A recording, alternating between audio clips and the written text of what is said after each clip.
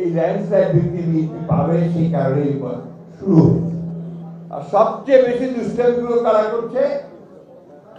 যারা অতীতে বাংলাদেশকে স্বীকার করে না,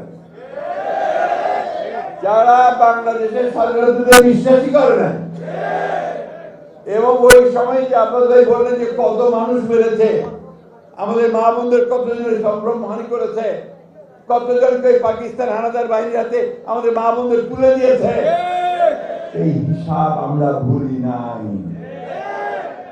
তারপরেও আমরা মনে করি যে রাজনীতি করছেন, রাজনীতি করেন সিধা রাস্তায় করেন, ধর্মকে ব্যবহার করে মানুষকে বিভ্রান্ত করে ভুল বুঝিয়ে দাড়ি পাল্লায় ভোট দিয়ে নাকি ভেসে যেতে হবে।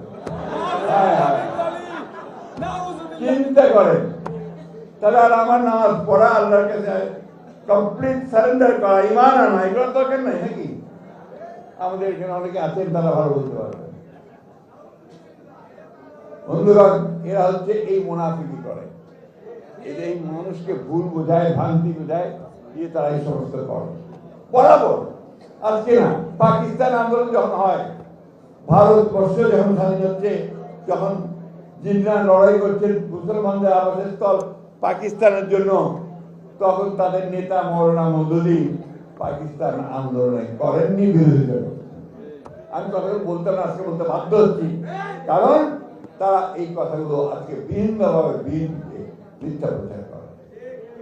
বাংলাদেশ স্বাধীনতা যুদ্ধ করেছে প্রতিটি মানুষ, তখন তার বিরুদ্ধে, ঠিক না? আজকে যখন বাংলাদেশের মানুষ উন্মুখ হয়ে আছে যে বাংলাদেশি জাতীয়তাবাদী রাজনীতি, তারেক রহমানের নতুন রাজনীতি, আধুনিক রাজনীতি যা বাংলাদেশকে পাল্টে দেবে তা গ্রহণ করবার জন্য উন্মুখ হয়ে আছে, তখন তারা আবার সেটাকে বিভ্রান্ত করার চেষ্টা করছে ধর্মের নাম। আমাদের কথা খুব পরিষ্কার, আমরা ধর্মে বিশ্বাস করি। আমাদের নেতা জনাব প্রেসিডেন্ট জিয়াউর রহমান সাহেব, তিনি প্রথম কোরআন শরীফে কথা বলেছেন সংবিধান, তিনি প্রথম সংবিধানের মধ্যে বিসমিল্লাহির রহমানির রহিম দিয়েছেন, তিনি প্রথম আল্লাহর উপর অবিচল আস্থা বিশ্বাসের কথা বলেছেন, ঠিক না? এবং আমরা সব সময় সেইভাবে এই দেশে কাজ করেছি। বক্তব্য বাড়াবো না, আজকে এই সময় আর মাত্র আমি হিসাব করছিলাম 23 দিন আছে নির্বাচনে। এখন অনেকে নির্বাচন হবে কিনা, বাধা দেবো, করতে দেবো না, ভেতরে ভেতরে খবর নিয়ে রাখেন, তাদের 3টা ভোটও নেই।